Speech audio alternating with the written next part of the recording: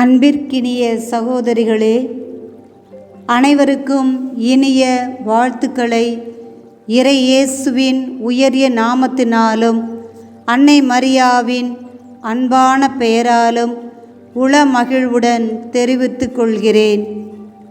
இன்றைய முதல் வாசகமானது எண்ணிக்கை நூலிலிருந்து எடுக்கப்பட்டுள்ளது. அதிகாரம் 21, இறை வார்த்தைகள் 4 முதல் 9 முடிய.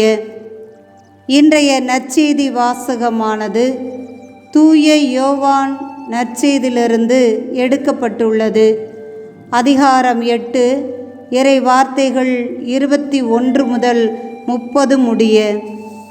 இன்று ஏப்ரல் மாதம் 8ஆம் நாள், தவக்காலத்தின் 5ஆம் வாரத்தை தியானித்து கொண்டிருக்கிறோம். நாம் வாழும் உலகம் விசித்திரமானது. நாம் உயரும்போது வீழ்த்தும், வீழ்ந்த பின் மகிழும், கரிசனை காட்டும்போது கைகோர்த்துவிட்டு கடமை உணர்த்தும்போது காலை வாரும் உலகம் இது. எனவே நாம் எங்கும் எதிலும் எச்சரிக்கையாக இருக்க வேண்டும். தான் படைத்த மக்கள் பாவ வாழ்க்கை வாழ்ந்தனர். அவர்களை மீட்க எண்ணினார் கடவுள். மோசே வழியாக இஸ்ராயேல் மக்களை எகிப்திலிருந்து மீட்டு பாலும் தேனும் பாயும் கானான் நாட்டுக்கு அழைத்து சென்றார். ஆனால் மக்கள் கடவுளுக்கு எதிராக பாவம் செய்து கடவுளுக்கு எதிராக முணுமுணுத்தனர். அவர்கள் நடுவே பாம்புகளை வரச் செய்து கடவுள் அவர்களுக்கு தண்டனை கொடுத்தார். பலர் இறந்தனர். கடவுளிடம் இஸ்ராயேல் மக்கள் செய்த பாவத்திற்கு மன்னிப்பு கேட்டனர். கடவுளும் அவர்களை மன்னித்தார். உயர்த்தப்படும் கொள்ளிவாய் பாம்பை உற்று நோக்குபவர்கள் பிழைப்பார்கள் என்ற வாக்குறுதி அவர்களுக்கு மோசே வழியாக கொடுக்கப்படுகிறது. அவர்களும் பிழைத்தார்கள். கல்வாரி மலை சிகரம் இயேசுவின் குணமளிக்கும் பாடுகளின் குன்று. இயேசு சிலுவையில் உயர்த்தப்படுவது இறை வெளிப்பாட்டின் உன்னத நேரமாகின்றது. இடுக்கண் வேளையில் நமது கண்களும் எண்ணங்களும் உயர உயர நமது மன்றாட்டுகளும் பதில் கிடைக்கும்.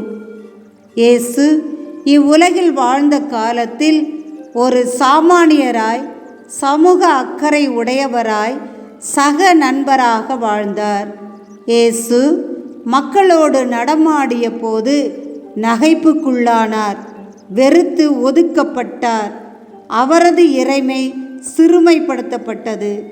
மாற்று சிந்தனைகள் மறுக்கப்பட்டன. நீர் யார் என கேட்டு புறந்தள்ளினர். ஆனால் இயேசு தன்னை அனுப்பிய தந்தையை மட்டுமே நம்பினார். அந்த நம்பிக்கைதான் அவரை எல்லாவற்றிற்கும் மேலாக உயர்த்தியது. அவர் நம் வாழ்வின் எல்லாமும் ஆகினார்.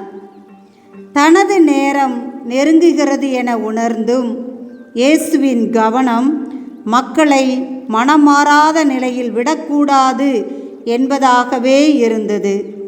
3 ஆண்டுகள் பணி செய்த பின்னும் நீர் யார் என கேட்டபோதும் கூட பொறுமையை இழக்காமல் கற்றுக் கொடுத்தார். அவர்கள் விரும்பியவாறு கூறாமல் எதை கூற வேண்டும் என தந்தை கூறினாரோ அதையே மக்களுக்கு கற்றுக் கொடுத்தார். அதன் விளைவாக பலர் அவரில் நம்பிக்கை கொண்டனர் என நற்செய்தி நமக்கு விவரிக்கிறது. இயேசுவின் பாடுகள், சிலுவை மரணம் அவரை அழித்து விடவில்லை, மாறாக அவரை இறைமகனாக உயர்த்தியது. உலக மக்கள் வாழ்வு பெற வழிவகுத்தது. நாமும் கோழைகள் அல்ல, இறை இயேசுவின் சீடர்கள் என்பதை உணர்வோம். எத்தனை துன்பங்கள் வந்தாலும் துணிந்து போராடுவோம். நமது பாவங்களுக்காக இறை இயேசுவிடம் மன்னிப்பு கேட்போம். அவரோடு உறவில் வாழ்வோம். வாழும் நற்செய்திகளாக மாறுவோம்.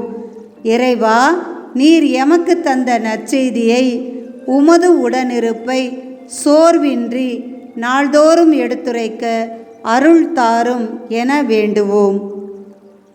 இறை இயேசுவில் வாழ்வோம், வளர்வோம்.